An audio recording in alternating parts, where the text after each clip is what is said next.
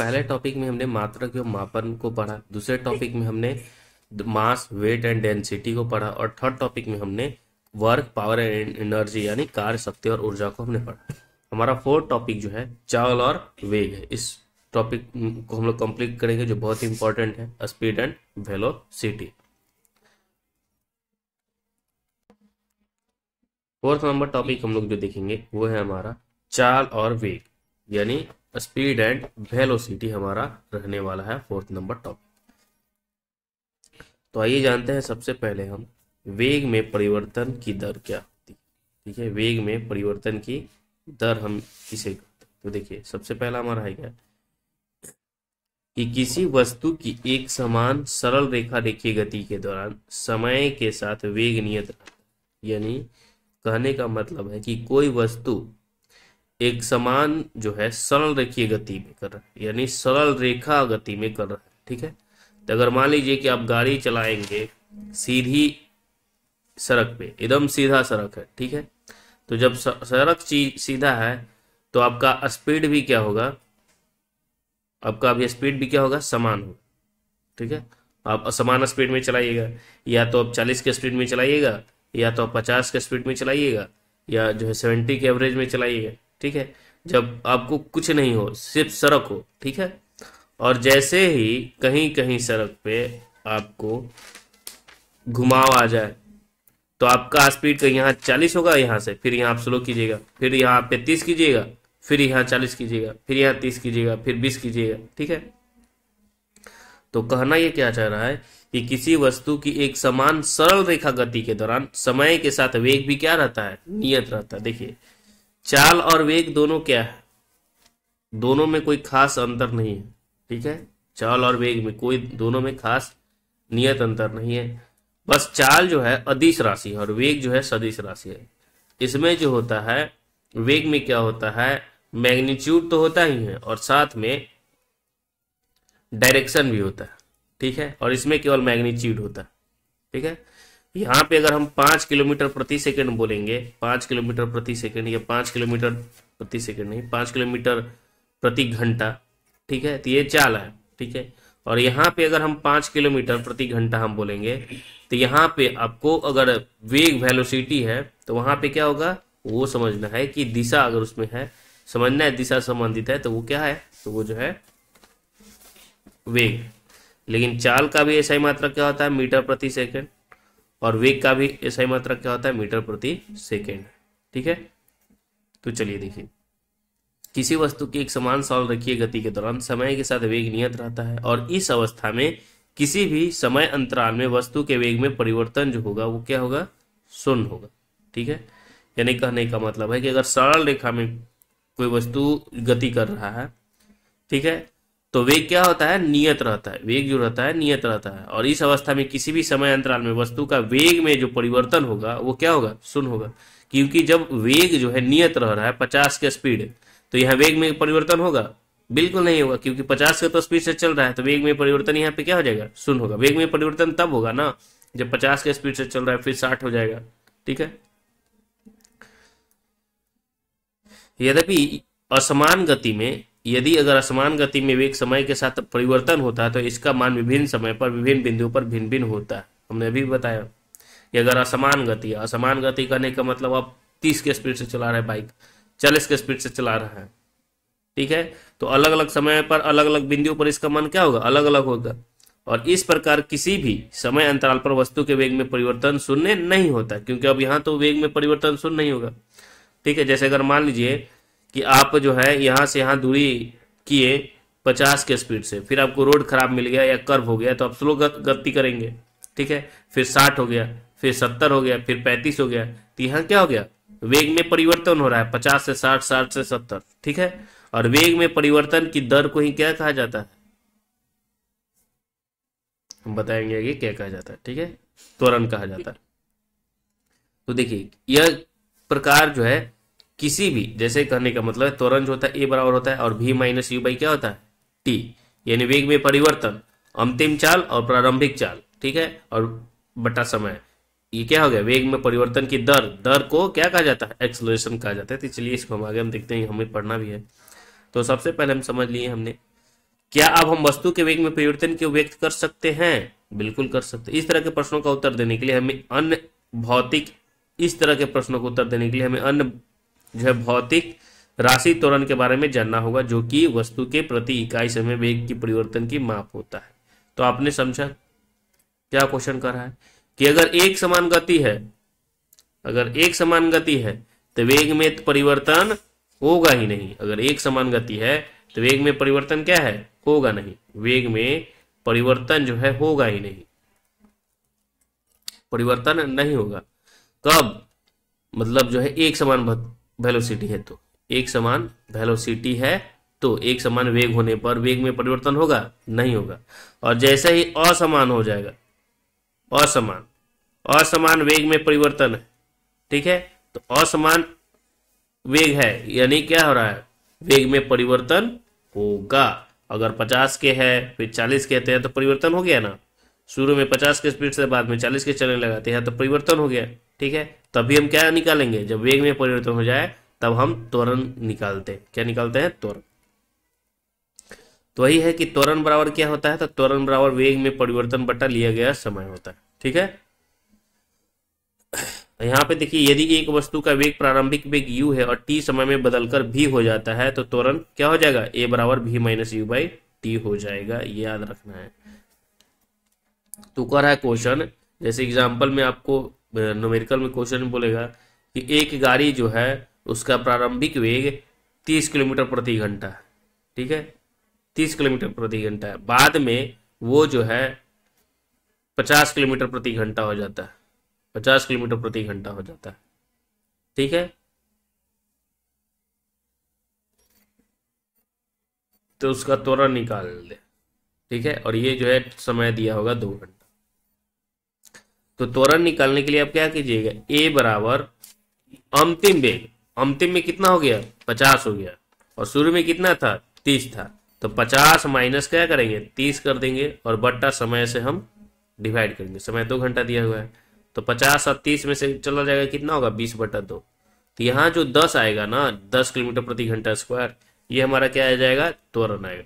तो सबसे पहले तो मेरे भाई ये याद रखना है कि त्वरण का कुछ मात्रक भी होता होगा, ठीक है। तो त्वरण का मात्रक याद रखना है कि मीटर प्रति सेकेंड स्क्वायर होता है। कैसे? देखिए, v और u है तो v माइनस यू करेंगे तो v का मतलब वेलोसिटी जो होता है उसका मात्रक क्या होता है? मीटर प्रति सेकेंड। तो ऊपर तो हो जाएगा मीटर प्रति सेकेंड बचेगा, नीचे भी टाइम है, टाइम का मात्रक क्या होता है? सेकेंड होता है। जब इसको हम सॉल्व करेंगे तो मीटर और सेकेंड ऊपर चला जाएगा, तो मीटर सेकेंड -2 हो जाएगा ना, गुना होकर। तो मीटर सेकेंड स्क्वायर हो जाएगा, याद रखना है, ठीक है, मीटर प्रति सेकेंड स्क्वायर। ये त्वरण का मात्रक होता। तो हमने समझा। तो इस प्रकार की गति को त्वरित कहा जाता है। और यदि त्वरण वेग की दिशा में हो तो इसे धनात्मक लिया जाता है, और यदि वेग की विपरीत दिशा में हो तो इसे ऋणात्मक लिया जाता है। तो देखिए, इस प्रकार की गति को हम क्या? त्वरित गति कहते हैं, ठीक है। और यदि त्वरण वेग की दिशा में हो तो इसे धनात्मक लेंगे, डायरेक्शन में हो तो, और यदि यह वेग के विपरीत दिशा में हो तो इसे ऋणात्मक लिया जाता है। और त्वरण का मात्रक मीटर प्रति सेकेंड स्क्वायर होता है। और यदि एक वस्तु सीधी रेखा में चलती है और इसका वेग समान समय अंतराल में समान रूप से घटता या बढ़ता है तो वस्तु के त्वरण को एक समान त्वरण कहा जाता है। यानी अगर सीधी रेखा में है तो ऐसा भी हो सकता है, सीधी रेखा में भी तो 40 के स्पीड से तो कभी 60 के स्पीड से होता है। तो जब एक समान वेग जो है समान समय अंतराल में समान रूप से क्या होता है? घटता है या बढ़ता है, ठीक है। 40 के फिर 60 के फिर 40 के फिर 60 के, तो वस्तु त्वरण को एक समान त्वरण कहता है। ऐसे को क्या कहा जाता है? एक समान त्वरण कहा जाता है। स्वतंत्र रूप से गिर रही वस्तु की गति एक समान त्वरित गति का उदाहरण है। अगर कोई वस्तु जो है स्वतंत्र रूप से गिर रहा है तो वो एक समान त्वरण गति का उदाहरण है। और दूसरी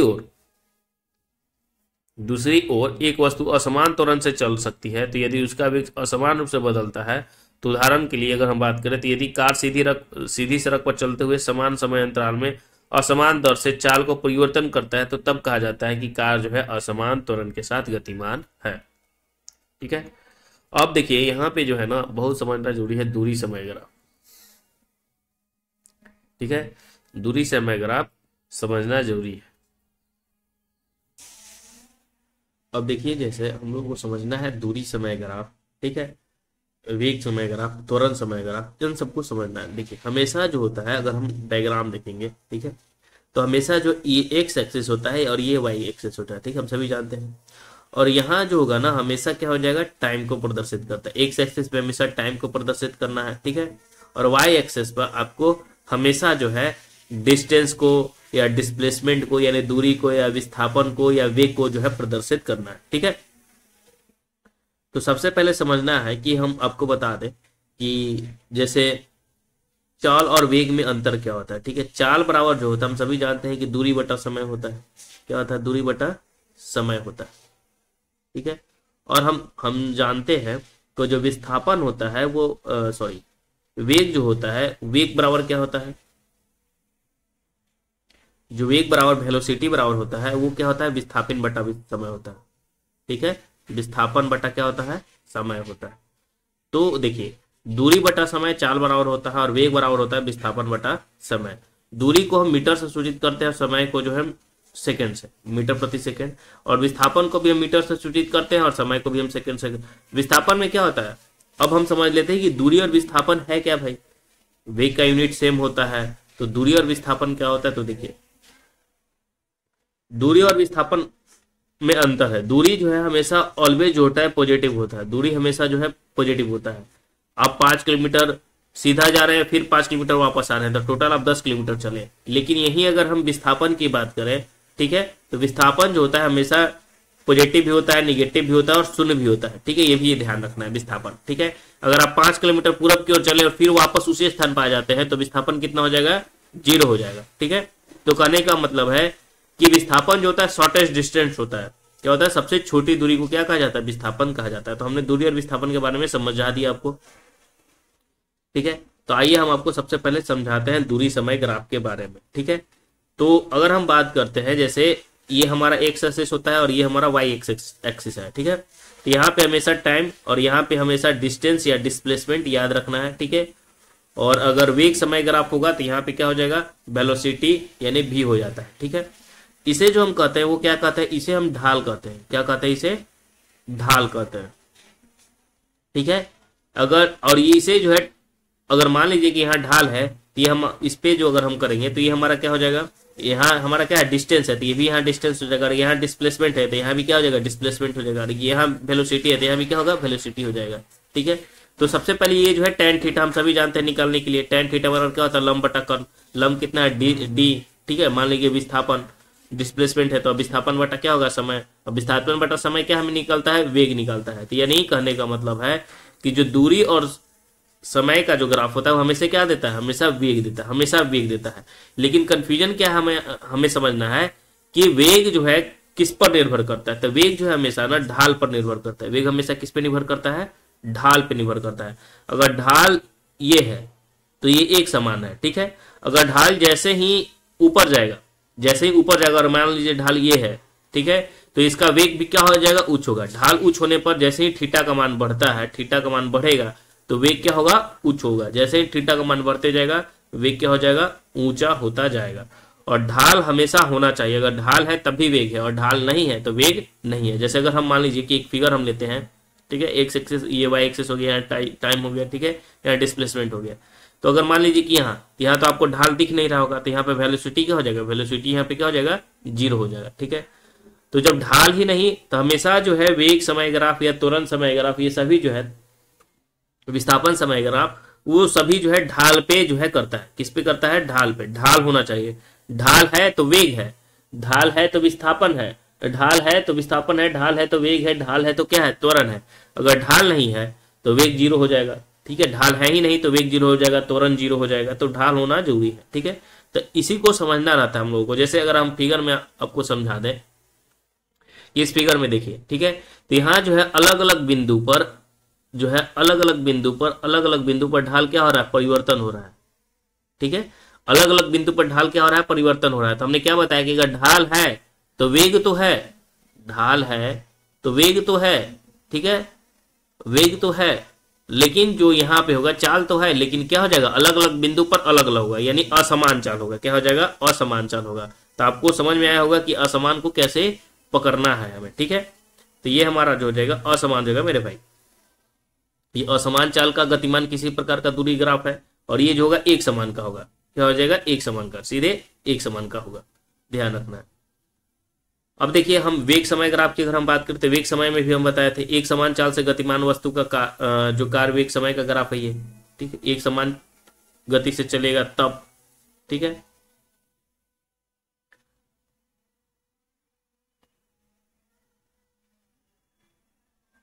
फिर यहाँ पे देखिए, एक समान त्वरित गति से जो है गतिमान वस्तु का है, एक समान है ना, ठीक है, एक समान गति से है, ठीक है, हर एक बिंदु पर क्या है? एक समान वेग है, ठीक है, तो ये एक समान त्वरित गति से गतिमान हो जाएगा। तो आपको समझ जाना है, ठीक है, ढाल है तो एक समान है, एक समान ही है। अब यहाँ पे आप देख सकते हैं इस फिगर में, ठीक है, यहाँ पे क्या है? हर अलग अलग बिंदु पर अलग अलग हो रहा है, अलग अलग बिंदु पे क्या हो रहा है?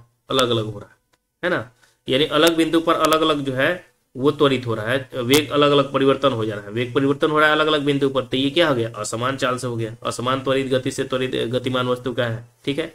तो अगर वेग है और समय है तो हम सभी जानते हैं कि त्वरण बराबर क्या होता है? v minus you by T, यानी ए बराबर जो होता है वेग बटा समय, तो वेग बटा समय क्या होता है? त्वरण होता है। तो वेग और समय रहेगा, यानी वेग है यहाँ समय है तो वो त्वरण का, ठीक है। और त्वरण का कैसा है? एक समान है कि असमान है, इसके बारे में हमने समझा दिया। एक समान को कैसे समझना है? यहाँ देखिए, अगर यहाँ पे विस्थापन है और यहाँ टाइम है तो किसका? वो है वेग का। अगर यहाँ पे विस्थापन है, डिस्प्लेसमेंट है, टाइम सब में यही रहेगा, सब में टाइम यहाँ रहेगा, ठीक है। विस्थापन वेग समय ग्राफ में या जो है त्वरण समय ग्राफ में, सब में समय यही रहता है, लेकिन वेग समय ग्राफ में यहाँ जो रहेगा विस्थापन रहता है, ठीक है, विस्थापन रहता है। और यहाँ पे, और अगर त्वरण समय ग्राफ में यहाँ पे क्या रहता है? वेग रहता है। तो उसके बारे में हमने समझाया आपको। बस ढाल देखना, अगर ढाल है मेरे भाई तो क्या हो जाएगा? ढाल है तो देखिए, ढाल यदि है तो उसमें वेग भी है, ठीक है, त्वरण भी है, ठीक है। अब आपको देखना है, अगर सीधा है तो एक समान त्वरण है, ठीक है, और अलग अलग बिंदु पर चेंज हो जा रहा है तो क्या होगा? असमान त्वरण हो गया। उसी प्रकार एक समान वेग है, सीधा है तो, और अलग अलग बिंदु पर है तो क्या हो जाएगा? असमान हो जाएगा, ठीक है। और जितना थीटा एंगल बढ़ेगा उतना ही वेग भी बढ़ेगा और त्वरण भी बढ़ेगा, ये भी ध्यान रखना है। तो हमने जो है सारे पॉइंट को कवर कर दिया, ठीक है। अब जो हम लोग समझ लेते हैं, आप ग्राफ से समझ सकते हैं कि किसका ग्राफ है, ठीक है। अब जो हम लोग देखने वाले हैं गति के समीकरण, जो इंपॉर्टेंट है। तो कोई वस्तु सीधी रेखा में एक समान त्वरण से चलती है तो एक निश्चित समय अंतराल में समीकरण के द्वारा उस वेग गति के दौरान त्वरण व उसके द्वारा तय की गई दूरी में संबंध स्थापित होता है, ठीक है, जिन्हें गति के समीकरण के नाम से जाना जाता है। और इसे जो है 3 प्रकार का जो है समीकरण होता है, ठीक है। तो v बराबर u plus A T, S बराबर U T plus half A T square, V A square minus U square बराबर 2s। इन तीनों का आपको याद है तो आप जो है न्यूमेरिकल अच्छी तरह से बना सकते हैं, नहीं तो आपसे नहीं बनेगा, ठीक है। v क्या होता है? हमेशा v जो होता है वो अंतिम वेग होता है, यानी लास्ट वेलोसिटी होता है, अंतिम वेग होता है, ठीक है, अंतिम वेग होता है। u क्या होता है? u जो होता है हमेशा इनिशियल वेलोसिटी होता है, यानी प्रारंभिक वेग होता है, प्रारंभिक जो है वेग होता है, याद रखना है, प्रारंभिक वेग होता है, ठीक है। ए क्या होता है? ए जो होता है मेरा त्वरण होता है। ए क्या होता है मेरे भाई? ए जो होता है एक्सेलरेशन होता है, यानी त्वरण होता है। A for acceleration, V for velocity, U for velocity, लेकिन यू प्रारंभिक, भी अंतिम, ठीक है। और टी हम सभी जानते हैं कि टी जो होता है वो समय होता है, ठीक है। और ए से जो होता है, एस क्या होता है? डिस्टेंस होता है, दूरी होता है या विस्थापन जिसे हम कहते हैं, ठीक है, दूरी या विस्थापन हम कह सकते हैं। तो आई होप कि आपको समझ में आया, ठीक है। तो आपको क्या होगा, जैसे अगर हम किसी भी फॉर्मूला को हम लेते हैं, कहने का मतलब है जैसे अगर हम वी स्क्वायर, जैसे v बराबर u प्लस ए टी को हम लेते हैं, ठीक है, तो आपको कैसे समझना है कि समीकरण पहला लगाएं कि दूसरा लगाएं कि तीसरा लगाएं? तो समझना है, सबसे पहले देखिए इसमें कितने डाटा है, v है, u है, a है, t है, यानी जिसमें v का जिक्र हो, u का जिक्र हो, a दिया हो और t दिया हो, इनमें से आपको 3 का मान दिया होगा, एक निकालना होगा तो निकाल लेंगे, ठीक है। अगर मान लीजिए कि u का मान नहीं दिया हो, v या ए टी का मान दिया हो तो हम निकाल लेंगे। तो इनमें से 4 में से 3 आपको दिया होगा तभी अगला आप निकाल सकते हैं। तो आपको लगाना आना चाहिए कि कौन सा जो है किस समय हम लगाएंगे। तो सबसे पहले याद रखना है कि v माइनस यू बाई क्या होता है? टी होता है, v minus you by T होता है, v बराबर यू प्लस ए टी होता है, v बराबर यू प्लस क्या होता है? ए टी होता है, ठीक है। पहला हमारा क्या होगा? v बराबर यू प्लस ए टी, जो याद रखना है 8.4 वाला, ठीक। एस बराबर क्या होता है? U T plus half A T square, S बराबर U T plus half it S square. S जो होता है दूरी होता है, यू प्रारंभिक वेग होता है, ठीक, ए एक्सलेरेशन होता है, टी टाइम होता है, और वी स्क्वायर बराबर क्या होता है, वी स्क्वायर बराबर V square minus U square बराबर 2as होता है। V square minus U square बराबर क्या होता है, 2as होता है। वी स्क्वायर बराबर यू स्क्वायर बराबर 2as होता है। V square minus U square यानी अंतिम माइनस प्रारंभिक स्क्वायर बराबर 2as होता है। ये तीनों आपको याद रखना है, तब आप आसानी से जो समझ सकते हैं, ठीक है। यू जो होता है क्या होता है, प्रारंभिक वेग होता है। टी जो होता है वो समय होता है के लिए। ए जो होता है वो त्वरण के लिए होता है, और भी जो होता है वो अंतिम वेग के लिए होता है, ठीक। और टी जो होता है समय के लिए होता है, हम सभी जानते हैं, ठीक है। और एस जो होता है वो क्या होता है, दूरी होता है। एस क्या होता है, दूरी होता है। ये तय की गई दूरी को एस से हम संबंधित करते हैं। इन बातों को याद रखना, ठीक है। तो सीधा आप बताइए, एस क्या होता है, दूरी, यू क्या होता है, वेलोसिटी, वी भी क्या होता है, वेलोसिटी, लेकिन ये प्रारंभिक और ये अंतिम, भी अंतिम और ये प्रारंभिक। टी क्या होता है, टाइम। अब तो बचा ही नहीं, एक बच गया, ए फॉर एक्सेलरेशन यानी क्या होता है, त्वरण, ठीक है।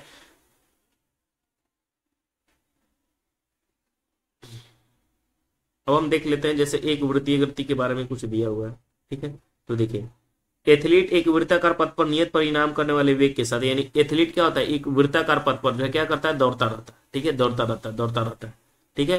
तो ये अगर ये एक एथलीट जो वृत्ताकार पथ पर दौड़ रहा है तो उसे क्या कहेंगे, वृत्तीय गति करेंगे। जैसे घड़ी आप देख रहे होंगे, घड़ी भी क्या होता है, वृत्ताकार पथ पर जो है गतिमान करता है, तो वो वृत्तीय गति होता है, ठीक है, दौड़ता है। और उसके वेग में परिवर्तन केवल गति की दिशा में परिवर्तन के कारण होता है, इसलिए वृत्तीय पथ पर दौड़ता हुआ एथलीट त्वरित गति का एक उदाहरण होता है। हम जानते हैं कि आर वाले वृत्त की परिधि 2πr, और अगर एथलीट त्रिज्या वृत्ताकार पथ पर एक चक्कर लगाने में टी समय लेता है तो वेग जो होगा 2r/t होगा। कहने का मतलब क्या है कि एथलीट जो होता है, जैसे अगर हम बात करिए, हम गोल राउंड बना दिए, तो यहाँ से यहाँ जो है एक समान से चलेगा, लेकिन जैसे ही यहाँ पे दिशा चेंज होगा तो वहां पे क्या हो जाएगा, गति भी चेंज हो जाएगा। फिर यहाँ से यहाँ चलेगा समान, फिर यहाँ जैसे दिशा चेंज होगा तो वहां भी गति चेंज हो जाएगा, ठीक है। क्या होता है, या तो वहां स्लो हो जाता है एथलीट। तो कहने का मतलब ये एक समान, एक जो है त्वरण गति का उदाहरण है। क्या है, एक समान त्वरण गति का उदाहरण है, ठीक है। और हम जानते हैं कि आर वाले वृत्त की परिधि जो है 2πr होता है। समझ रहे, वृत्त की परिधि क्या होता है, 2πr होता है, ठीक है। और एक एथलीट जो है त्रिज्या वृत्ताकार पथ पर एक चक्कर लगाने में समय कितना हो जाएगा, v बराबर 2r/t हो जाएगा। और जब एक वस्तु वृत्तीय रास्ता पर एक समान चाल से चलती है तब उसकी गति को एक समान वृत्तीय गति कहते हैं। जैसे घड़ी की सुई की गति एक समान वृत्तीय गति हो गया। एथलीट जो होता है एक समान त्वरण गति का उदाहरण है, याद रखना। चलिए अब जो हम लोग देखने वाले हैं एग्जाम पॉइंट से रिलेटेड देख लेते हैं, ज्यादा नहीं है। तो देखिए, एक गतिशील वस्तु को दूसरे गतिशील वस्तु के सापेक्ष के वेग को क्या कहते हैं, तो सापेक्ष गति कहते हैं। सापेक्ष वेग को सापेक्ष गति कहते हैं, ठीक है। एक गतिशील वस्तु को दूसरे गतिशील वस्तु के सापेक्ष वेग को क्या कहते हैं, सापेक्ष गति कहते हैं। यानी कहने का मतलब एक जो है 30 के स्पीड से चल रहा है, ठीक है, और दूसरा व्यक्ति भी है जो है 30 के स्पीड से चल रहा है, तो ये क्या है, सापेक्ष गति का उदाहरण है, साथ साथ चल रहा है, ठीक है। फिर नेक्स्ट हमारा पॉइंट क्या है कि विस्थापन परिवर्तन की दर को क्या कहते हैं, वेग कहते हैं। विस्थापन के परिवर्तन की दर को वेग कहते हैं। वेग का जो सूत्र होता है वो क्या होता है, s/t होता है, याद रखना है। वेग परिवर्तन की दर क्या कहलाता है, त्वरण कहलाता है। वेग में परिवर्तन की दर को त्वरण हम कहते हैं। किसी पिंड की अधिकतम गति को क्या कहते हैं, 3 × 10⁸ मीटर प्रति सेकंड होता है। किसी भी पिंड का अधिकतम गति इससे ज्यादा नहीं होता है, प्रकाश की चाल से अधिक नहीं हो सकता है। 3 × 10⁸ मीटर पर सेकंड होता है प्रकाश की चाल। सूर्य के चारों ओर पृथ्वी की गति का उदाहरण जो है क्या है, सूर्य के चारों ओर पृथ्वी जो घूमती है वो वृत्तीय गति का ही उदाहरण है। नेक्स्ट है कि यदि कोई वस्तु गति करते समय घूर्णन के अक्ष से होकर गुजरता है तो उसे क्या कहेंगे, घूर्णन गति कहेंगे, ठीक है। यदि कोई वस्तु वृत्ताकार पथ पर घूम रही है और 1 सेकंड में एक चक्कर पूरा करती है तो उस गति को हम शून्य कहते हैं। अगर कोई वृत्ताकार पर है और 1 सेकंड में जो है गति करता है तो उसे शून्य माना जाता है, ठीक है। अब यहाँ जो न्यूमेरिकल के प्रश्न जो है ज्यादा पूछे जाते हैं, ठीक है। देखिए एएलपी हो गया, टेक्नीशियन हो गया, इन सभी में जो है न्यूमेरिकल के प्रश्न ज्यादा पूछे जाते हैं, ठीक है। आप जो टेक्नीशियन ग्रेड फर्स्ट 1 है उसका जो है न्यूमेरिकल के प्रश्न ज्यादा आपको देखने को मिलेगा, ठीक है, थ्योरी के अपेक्षा। और 40 नंबर का इसमें है, ठीक है। तो और हम सभी जानते हैं कि 40 नहीं तो 35 नंबर तो सिलेबस में है, तो 35 नंबर का जो है प्रश्न कम नहीं पूछा जाएगा 35 नंबर से, ठीक है। ज्यादा तो नहीं, लेकिन 35 नंबर से हो सकता है कि 35 नंबर के आसपास या 35 क्वेश्चन पूछे ही जाएंगे, ठीक है। उसमें सबसे ज्यादा आपको जो दिखेगा ना वो न्यूमेरिकल के प्रश्न ही दिखेंगे, ठीक है। और 90 मिनट में जो है आपको सॉल्व करना है 100 क्वेश्चन, तो आपको क्या लग रहा है, आसान थोड़ी ना है। 25 क्वेश्चन अगर मान लीजिए कि मैथ और रीजनिंग में भी क्वेश्चन फंसता है, समय लगता है, और इसमें अगर 20 क्वेश्चन भी न्यूमेरिकल के दे देते हैं या 25 क्वेश्चन भी न्यूमेरिकल के आ जाता है तो समझिए कि वो मैथ ही है। तो देखिए पहला क्वेश्चन हमारा है कि एक गोली जो है 0.2 मीटर सेकेंड 90 मीटर की दूरी तय करता है तो चाल निकालना है किलोमीटर प्रति घंटा में। तो ये तो आसान क्वेश्चन है, ठीक है। समय दिया हुआ है कितना, 0.2 सेकेंड, और दूरी कितना दिया हुआ है 90 मीटर, और चाल पूछ रहे तो चाल बराबर दूरी बटा हम समय जानते हैं, ठीक है। तो दूरी कितना है 90 बटा 0.2, लेकिन पूछ रहा है कि इसमें किलोमीटर प्रति घंटा में, ठीक है। और छोटे से बड़े में जाने में तो 12 से गुना करना है 18 बटा 5 से, और बड़े से छोटे जाने में 5 बटा 18 से गुना करना है, ये भी ध्यान रखना है, ठीक है। अगर मीटर प्रति सेकेंड से किलोमीटर में जाना है तो 5 बटा 18, और किलोमीटर प्रति घंटा से मीटर में जाना है तो 18 बटा 5, 12 से छोटा 18 बटा 5, छोटा से बड़ा 5 बटा 18 से, ठीक है। और ये अगर नहीं आपको पता है तो आप सभी हम जानते ही हैं कि अगर किलोमीटर प्रति घंटा से आपको जाना है तो 1 किलोमीटर में कितना होता है 1000 मीटर होता है, ठीक है। और 1 घंटा में 3600 सेकंड होता है, ठीक है। तो ये 5 बटा 18 ही होगा, किलोमीटर से छोटा में जाना है तो 5 बटा 18 काटेंगे तो, ठीक है। यही है और क्या। अब देखिए तो अब समझ में आ गया होगा कि ये आसान है क्वेश्चन, 1620 किलोमीटर प्रति घंटा इसका उत्तर हो जाएगा, ठीक है। नेक्स्ट क्वेश्चन हमारा कि 2 कार दिया हुआ है, ठीक है। 2 कार दिया हुआ है, कितना कार दिया हुआ है 2 कार। अब 2 कार की अगर हम बात करें तो एक का स्पीड जो है 50 किलोमीटर प्रति घंटे और एक का स्पीड जो है 75 किलोमीटर प्रति घंटा है, ठीक है। तो दोनों का स्पीड जो है अलग अलग है।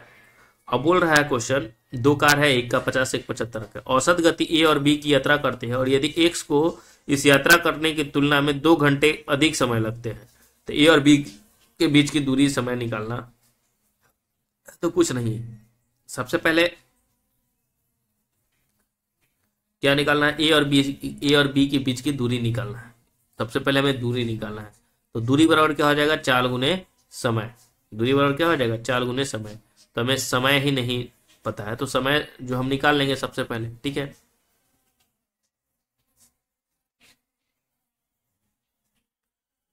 तो दूरी बराबर क्या होता है 4 गुने समय, ठीक है।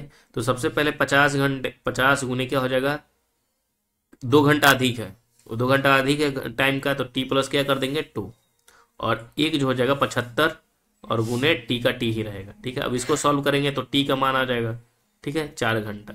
टी का मान कितना आ जाएगा 4 घंटा, 50 में टी से 50 दूनी 100 और 75 हो गया, ठीक है। तो 75 में से 50 जाएगा 25 हो जाएगा, 25 अब बराबर 100 हो जाएगा, तो 25 हो गया 100, 4 घंटा हो गया। अब हमें दूरी निकालना है तो हमें टाइम तो निकल गया ना, ठीक है। और चाल हमें दिया ही हुआ है, चाल कितना है तो चाल जो है 75 है, ठीक है। तो 300 किलोमीटर इसका दूरी हो जाएगा।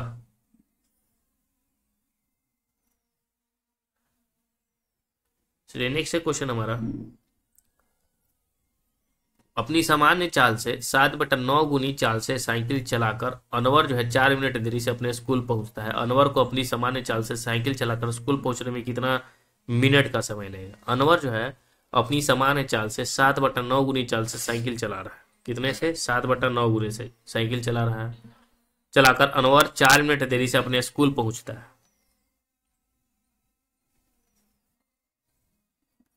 ठीक है। तो अपनी सामान्य चाल से जो है 7/9 गुनी से अनवर जो है वो क्या कर रहा है साइकिल चलाकर अनवर 4 मिनट की देरी से पहुंचता है। 4 मिनट की देरी से यानी 4 मिनट ज्यादा समय लगता है, ठीक है। तो अपने स्कूल पहुंचता है, अनवर को अपनी सामान्य चाल से साइकिल चलाकर पहुंचने में कितना समय लगेगा, ठीक है। तो दूरी दोनों की क्या है समान है, दूरी जो है दोनों की क्या है ए से जो है समान है, ठीक है। डिस्टेंस जो है दोनों की समान है और समान चाल भी है, एक्स भी क्या है समान चाल भी है। तो इसी चाल से जो है स्कूल पहुंचने में समय लग रहा है टी, तो S1 इंटू S2 और S2 इंटू T2 कर देंगे। तो एक का एक सम्बन्ध ले लेते हैं, फिर टी ले लेते हैं, फिर 7/9 है एक्स का और फिर T+4 ज़्यादा समय लग रहा है। तो इसमें हम सॉल्व करेंगे तो कितना जाएगा 14 मिनट आ जाएगा, ठीक है। जैसे ये हम लेंगे फिर x इंटू टी हो जाएगा ये 7/9। अब इसको सॉल्व करेंगे, ठीक है। तो सॉल्व करने के बाद हमारा आ जाएगा 14 मिनट। नेक्स्ट क्वेश्चन की एक ट्रक जो है 2.5 घंटे में 450 किलोमीटर की यात्रा करता है तो इसकी चाल मीटर प्रति सेकंड में निकालना है, ठीक है। तो 2.5 घंटे में चाल निकालना है तो चाल बराबर क्या होता है दूरी बटा समय, ठीक है। और दूरी कितना है 450 किलोमीटर है, ठीक है। और समय कितना है तो समय जो है 2.5 घंटा में, तो 2.5 घंटा को हम लिखेंगे 2 पूर्णांक 1/2, ठीक है। तो 2 दूनी के 4/5/2 हो जाएगा मेरे भाई, ठीक है। तो 5/2 हम इसको नीचे रख देंगे और इसको सॉल्व कर देंगे। 45 दूनी कितना हो जाएगा, तो देखिए सबसे पहले 9 से काट दीजिए, ठीक है। 9 दूनी 18, 180 किलोमीटर प्रति घंटा। तो 180 किलोमीटर प्रति घंटा है, लेकिन इसको मीटर में बदलना है। तो मीटर में बड़े से छोटे, तो बड़े से छोटे 5/18, ठीक है। तो ये 10 बार में कट जाएगा और 10 बचे 50 हो जाएगा, ठीक है। चलिए, तो इसका नेक्स्ट हमारा क्वेश्चन क्या है कि एक रॉकेट जो है 0.3 सेकंड में 108 मीटर की यात्रा करता है, तो किलोमीटर प्रति घंटा में गति निकालना है। तो आसान क्वेश्चन है, समय दिया हुआ है, दूरी दिया हुआ है, गति निकालना है 108 बटा तो 360 मीटर प्रति सेकंड इसका आंसर हो जाएगा, ठीक है। लेकिन पूछ रहा है किलोमीटर प्रति घंटा में 18/5 से गुना कर देंगे। चलिए नेक्स्ट है क्वेश्चन हमारा। नेक्स्ट कह रहा है कि कोई पिंड जो है विराम से चलना शुरू करता है और इसका विस्थापन जो है किसके समानुपातिक तब होता है, जब उसका त्वरण जो है स्थिर हो जाता है। तो देखिए, ये कोई पिंड जो है विराम से चलना शुरू करता है और इसका विस्थापन जो है समय के वेग के समानुपाती तब होता है, जब इसका त्वरण जो होगा स्थिर होगा, ठीक है। समय के वर्ग के, क्या हो जाएगा, समय के वर्ग के। समय के वर्ग के पता है ही है, या एस बराबर यूटी प्लस हाफ ए स्क्वायर हो जाएगा, ठीक है। ठीक है, तो समय की क्या हो जाएगा, टी स्क्वायर, यानी डायरेक्टली प्रोपोर्शनल, तो याद रखना। चलिए नेक्स्ट हमारा क्वेश्चन।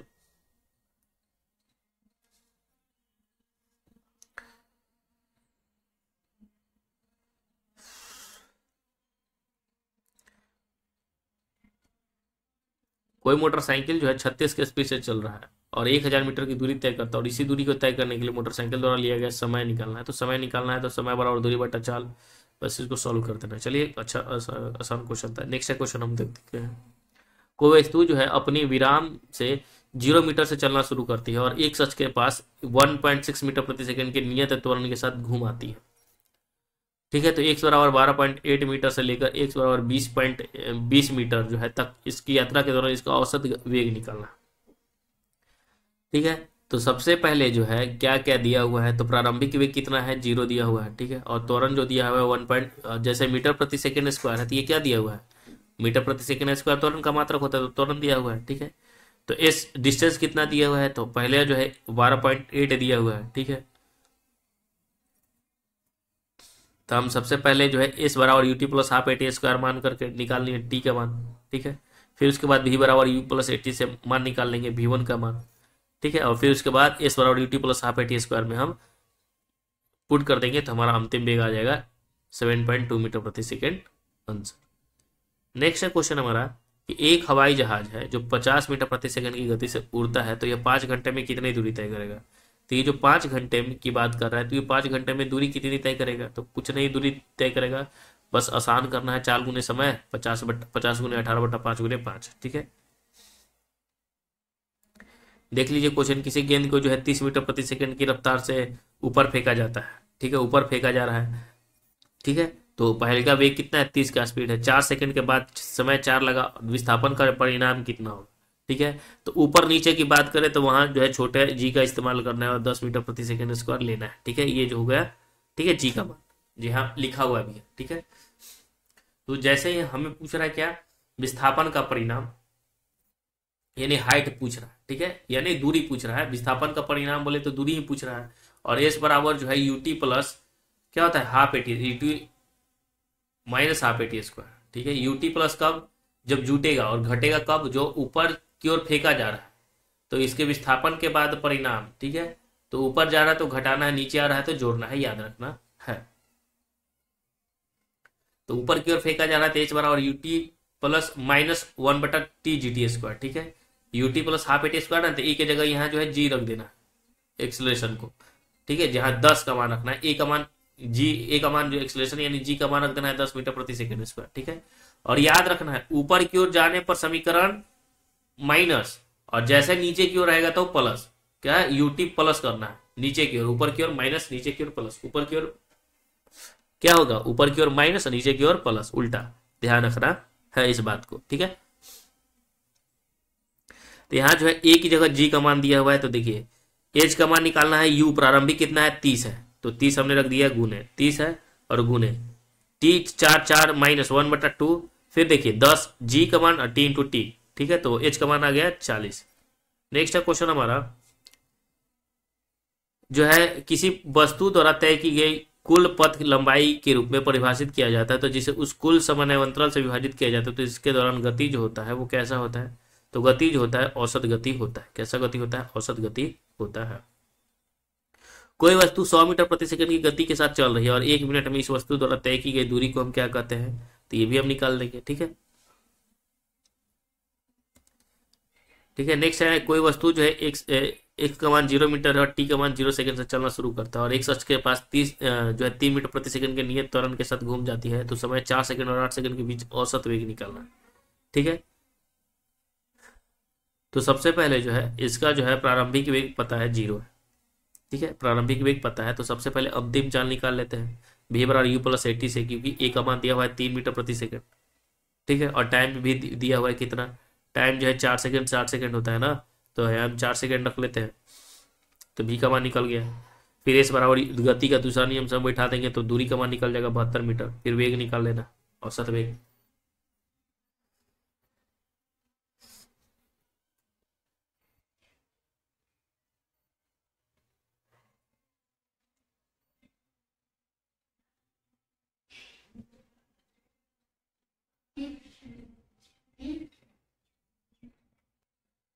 चौदह नंबर क्वेश्चन है कि कोई वस्तु नियत त्वरण के साथ विराम से चलना शुरू करता है तो इसका वेग कितना होगा। अगर विराम के साथ चलना शुरू कर रहा है तो इसका वेग जो होगा कितना होगा, तो सीधे जो है समय के समानुपातिक होगा। ठीक है, अगर कोई वस्तु नियत त्वरण के साथ चल रहा है तो विराम जो होगा ना वो क्या होगा, सीधे समय के समानुपातिक हो जाएगा। नेक्स्ट क्वेश्चन हमारा कि जब आप किसी कार की गति को दुगना करते हैं तो इसे रोकते समय कितनी गुनी दूरी तय करेगी, तो रुकते समय जो है वो कितना हो जाएगा, 4 गुनी। दुगना करने पर रुकते समय 4 गुनी हो जाएगा। ठीक है, नेक्स्ट क्वेश्चन हमारा कि एक पिंड अपनी विराम अवस्था से एक मतलब विराम अवस्था से तय करता है, फिर एक अक्ष के समादिश 3 मीटर प्रति सेकंड नियत त्वरण के साथ चल रहा है और इसी यात्रा के दौरान एक्स जो है इतना और एक 54 मीटर के बीच औसत वेग निकालना। तो बस वही क्वेश्चन था, सेम। ठीक है, हमने देख ही लिया, 13 नंबर और 14 नंबर सेम ही क्वेश्चन बना देना है। 13 नंबर और 16 नंबर क्वेश्चन सेम है। नेक्स्ट है क्वेश्चन 17 नंबर क्वेश्चन। 17 नंबर को बोल रहा है कि यदि एक कार जो है 3 मीटर प्रति सेकंड के त्वरण के साथ चलना शुरू करता है तो पूछ रहा है वेग निकालने के लिए। ठीक है, वेलोसिटी पूछ रहा है और यहाँ पे दिया हुआ है टाइम दिया हुआ है, तो देखिए। ठीक है, तो v बराबर u प्लस 80 लगाएंगे और u का मान क्या लेंगे, 0 लेंगे। ठीक है, क्योंकि प्रारंभिक वेग कितना है, 0 है। ठीक है, तो इसका आंसर 64 आ ही जा रहा है, देख लीजिए, आसानी है। नेक्स्ट है कि 2 सेकंड में त्वरणशील एक कार जो 1 सेकंड तय त्वरणशील उसी कार से कितनी गुनी अधिक तय करेगी, और दोनों ही मामले में कार विस्थापन से समान त्वरण है, तो बस 4 गुना कर देना भाई, क्योंकि स्क्वायर कर देंगे 4 हो जाता है। ठीक है, इसी प्रकार ये भी है, 20 सेकंड में 200 मीटर पहली दूरी तय करता है, फिर अगली जो है 200 मीटर में जो है 30 सेकंड में जो है 200 मीटर करता है, 20 सेकंड में 200 करता है, तो औसत वस्तु की जो औसत गति निकालना है, तो औसत गति तय की गई कुल दूरी, तो कुल दूरी 200 200 400 हो गया, और 20 30 कितना 50 सेकंड, तो 80 मीटर प्रति सेकंड हो जाएगा। नेक्स्ट है क्वेश्चन की कोई वस्तु अपने विराम से एक्स और टी से चलना शुरू करता है तो एक अक्ष के पास जो है 4 मीटर प्रति सेकंड के नियत त्वरण के साथ घूम जाती है, तो समय 2s और 6x के बीच की बात कर रहा है, 2s और 6 बीच की औसत गति निकालना है। ठीक है, तो अभी देखिए डिराइव पे आपको निकलेगा। ठीक है, और एएलपी टेक्नीशियन में क्वेश्चन पूछा हुआ है, तो आप देख सकते हैं कैसे कैसे जो है प्रश्न पूछे गए हैं। मतलब इस पे जो है लिख कर बताना कंफर्टेबल फील नहीं होता। ठीक है, इसलिए थोड़ा सा प्रॉब्लम होता है। बाकी फार्मूला लगा ही देना है। इसमें भी 22 नंबर क्वेश्चन है, कोई कार विराम से नियत जो है वेलोसिटी क्या दिया हुआ है, एक्सलेशन ए का मान दिया हुआ है। ठीक है, टाइम दिया हुआ है। ठीक है, टाइम 10 सेकंड है, तो दूरी हमें निकालना है, दूरी पूछ रहा है, तो इस बराबर U T plus half eighty square कर देना है। ठीक है, और जहाँ पे यू का मान ना दिया हो तो वहाँ यू का मान 0 ले लेना है। ठीक है, नेक्स्ट है क्वेश्चन 23 नंबर 20 नंबर क्वेश्चन भी देख लीजिए क्वेश्चन। ठीक है, एक ग्रह की परिधि जो है 36,000 किलोमीटर घंटा है, यदि ग्रह कोई अन्य गति नहीं करता है और इससे एक पूर्ण घूर्णन में 20 घंटे का समय लगता है, तो उसका मध्य है। तो देखिए हम सभी जानते हैं कि एंगुलर स्पीड जो होता है 2πr/टाइम होता है। ठीक है, और 2πr बराबर कितना दिया हुआ है, 36,000 किलोमीटर। ठीक है, और समय कितना है, 20 घंटा। तो कोणीय वेग निकाल लेंगे, W बराबर 2πr/t। ठीक है, तो कोणीय वेग का मान निकाल गया मतलब 1800 किलोमीटर प्रति घंटा। ठीक है, तब इसको जो है मीटर प्रति सेकंड में बदल देना है, 500 मीटर प्रति सेकंड हो जाएगा उत्तर इसका।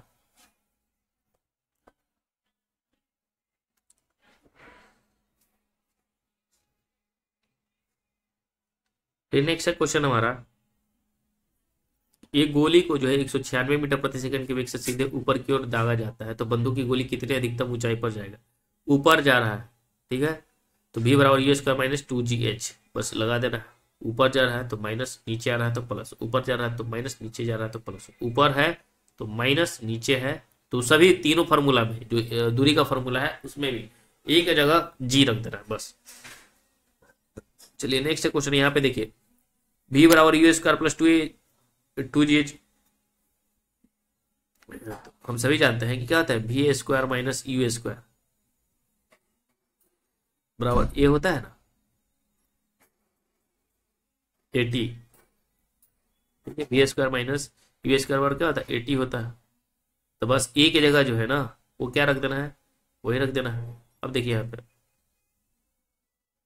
तो इसका एच का मान निकल जाएगा। तो अगला प्रश्न है क्वेश्चन नंबर 25 नंबर। अब एक सुबह जल्दी कोई यातायात न होने पर सड़क पर जो है राहुल ने साइकिल द्वारा लाल किले से अपने निवास स्थान पर तय की गई कुल दूरी तथा घर पहुंचने के कुल समय का नोट किया है, तो तब इसकी जानकारी की गणना क्या करता है? तो तय की गई कुल दूरी बता औसत चाल होगा। ठीक है,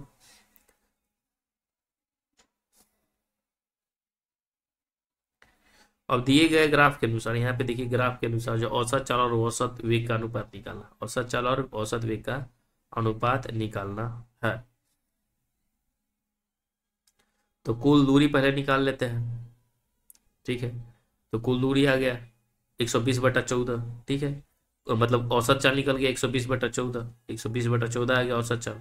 औसत वेग बराबर विस्थापन बटा समय, इसमें भी निकाल लेंगे तो कितना आ जाएगा, इतना। तो औसत चाल और औसत वेग का रेशियो निकल गया 120/80 यानी 3/2। अब यहाँ पे देख लीजिए, यहाँ भी कुछ क्वेश्चन नहीं है, आराम से सॉल्व इसे कर सकते हैं। 27 नंबर, 28 नंबर क्वेश्चन को भी कर सकते हैं। ठीक है, 29 नंबर क्वेश्चन भी आसान है, क्वेश्चन आप देख सकते हैं। ठीक है, तो इसी प्रकार 30 त्वरण का सही सूत्र ज्ञात करना है, तो ए बराबर जो है सही सूत्र v minus you by T होता है, प्रारंभ अंतिम माइनस प्रारंभिक बटा समय। ठीक है, फिर 31 नंबर हम बात करें तो 31 नंबर भी अच्छा खासा क्वेश्चन है। टाइम दिया हुआ है, प्रारंभिक वेग 0 ले लेना है। ठीक है, पृथ्वी से टकराने के बाद निकालना था बी बराबर U plus G T, 9.8 metre प्रति सेकंड। और क्या नेक्स्ट है क्वेश्चन के, एक प्रक्षेप गति में जो है गति क्षैतिज के साथ एक बड़ा कोण पैदा करता है। तो देखिए, एक प्रक्षेप गति में जो है क्षैतिज के साथ जो है उच्च प्रतिच्छेद करेगा। ठीक है, क्षैतिज के साथ हमने बताया था ना कि जितना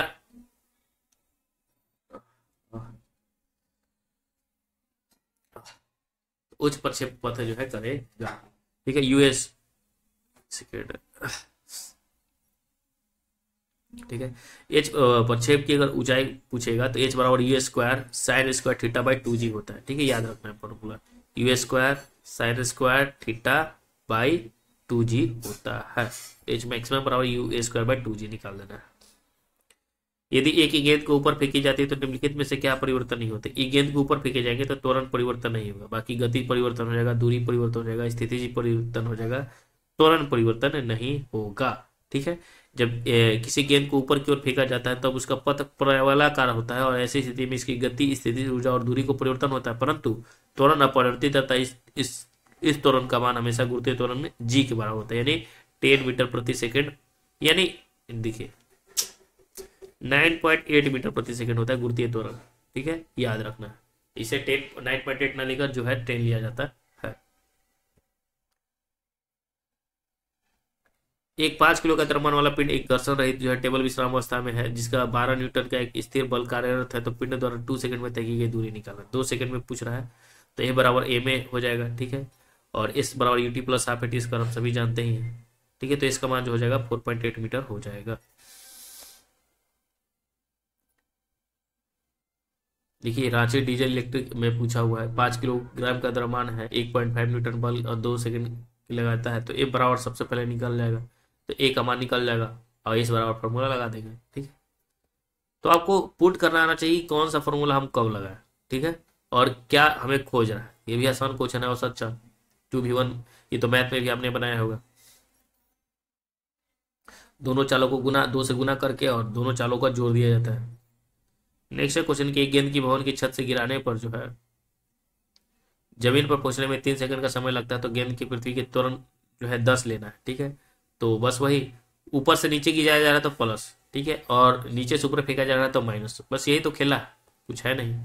नेक्स्ट है 38 नंबर क्वेश्चन हमारा कि 20 ग्राम का द्रव्यमान गोली है, 10 मीटर प्रति सेकंड की गति से चलता है, तो विराम अवस्था में आने से पूर्व यह लक्ष्य जो है अंदर 8 मीटर सेंटीमीटर धंस जाता है। तो यह लक्ष्य जो है 6 सेंटीमीटर मोटा हो, तो गति जिससे गोली लक्ष्य से बाहर निकलेगा, कितने लक्ष्य से जो है बाहर निकलेगा, तो बी स्क्वायर और यू स्क्वायर प्लस 2s कर देना है। ठीक है, फिर उसके बाद जो है सॉल्व कर देंगे, आंसर हमारा हो जाएगा।